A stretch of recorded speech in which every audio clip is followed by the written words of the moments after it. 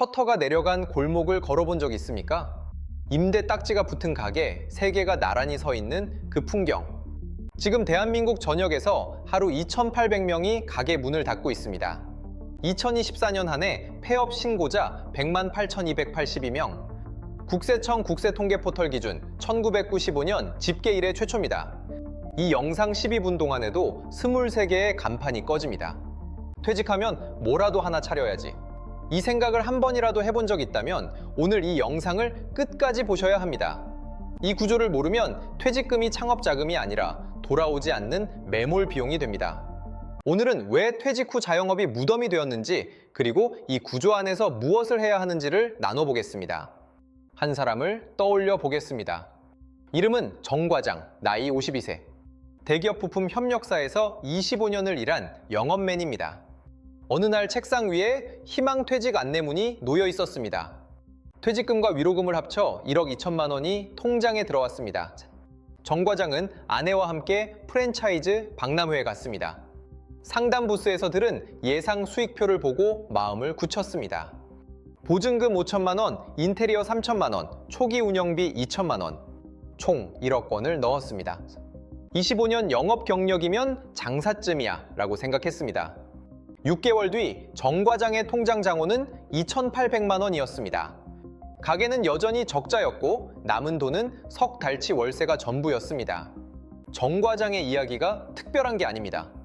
지금 이 순간에도 구조적으로 반복되고 있는 패턴입니다. 숫자로 확인하겠습니다. 국세청에 따르면 2024년 폐업자 108,282명 가운데 소매업이 29만 9,642명으로 전체의 29.7%를 차지했습니다. 그 뒤를 음식점업이 15.2%로 따르고 있습니다. 이 두 업종만 합치면 전체 폐업의 45%, 거의 절반이 가게와 식당입니다. 외식업의 상황은 더 심각합니다. 외식업 폐업률은 2020년 8.2%에서 매년 올라 2024년에는 11.0%를 기록했습니다. 한국경제보도 기준 10년 만에 최고치입니다.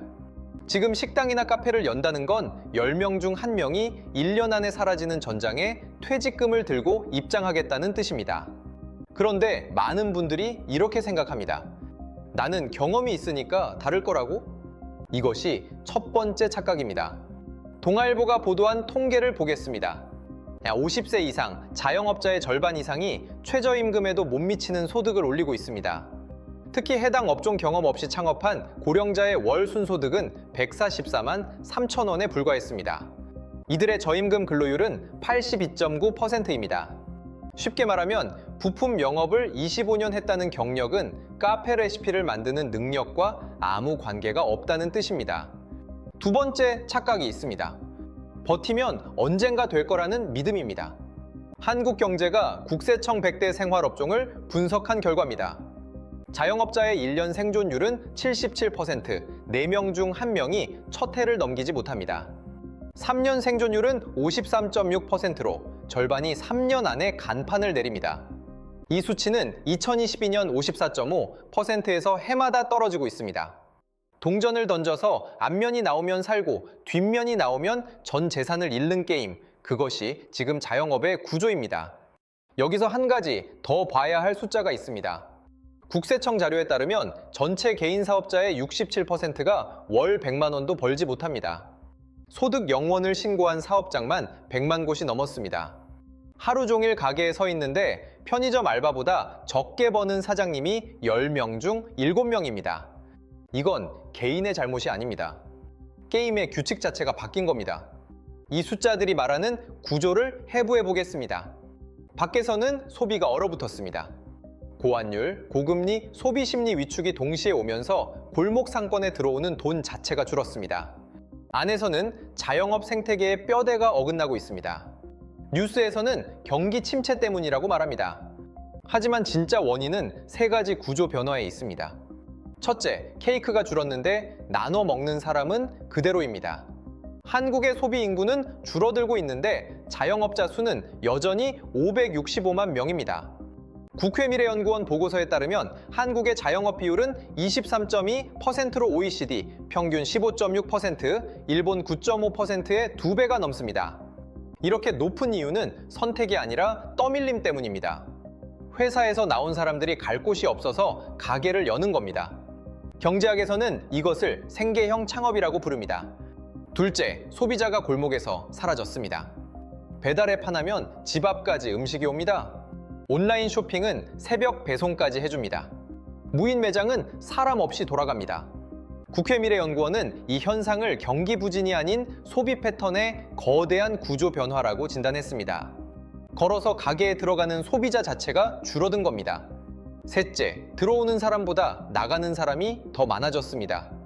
국회미래연구원에 따르면 창업 대비 폐업률이 2020년 60.6%에서 2024년 85.2%로 치솟았습니다. 100명이 가게를 열면 같은 해에 85명이 문을 닫는다는 뜻입니다. 이 수치는 코로나 이후 급등한 뒤 아직 꺾이지 않고 있습니다. 쉽게 말하면 이것은 장사를 못해서 망하는 게 아닙니다. 출구가 없는 미래 사람을 밀어넣는 시스템입니다. 회사에서 나가면 갈 곳이 없고, 갈 곳이 없으니 가게를 열고, 가게를 열면 절반이 3년 안에 무너집니다. 안 팔리는 가게의 공통점을 정리하면 딱 3가지입니다. 하나, 퇴직 후 자영업은 선택이 아니라 떠밀림이다. 둘, 직장 경험과 장사 능력은 완전히 다른 기술이다.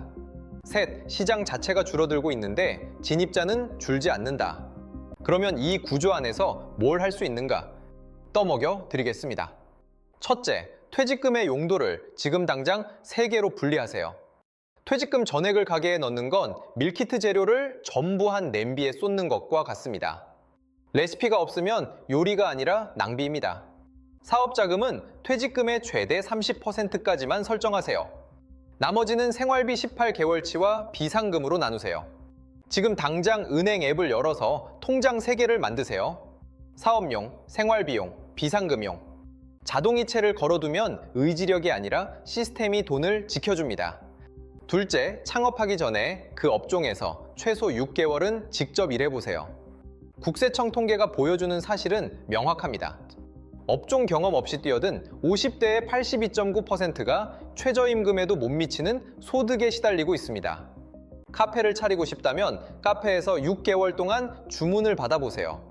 식당을 열고 싶다면 주방에서 6개월을 서보세요. 잡코리아나 알바몬에 들어가서 관심 업종의 현장 일자리를 검색하는 것, 이것 하나만으로 실패 확률이 절반 이하로 줄어듭니다.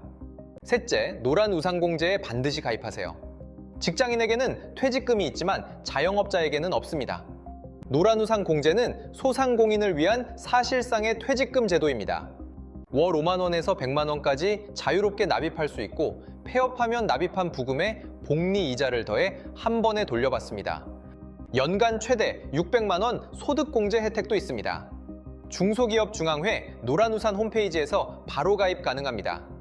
넷째, 가게를 여는 게 아니라 팔리는지를 먼저 확인하세요. 자동차도 시운전 없이 사는 사람은 없습니다. 장사도 똑같습니다. 스마트 스토어, 배달 전문 공유 주방, 주말 플리마켓. 전부 보증금 없이 시작할 수 있는 테스트 무대입니다. 월 50만 원 이하의 비용으로 3개월을 돌려보세요. 매출 데이터가 나오면 그때 확장하는 겁니다. 감이 아니라 숫자로 판단하세요. 정 과장을 다시 떠올려 보겠습니다.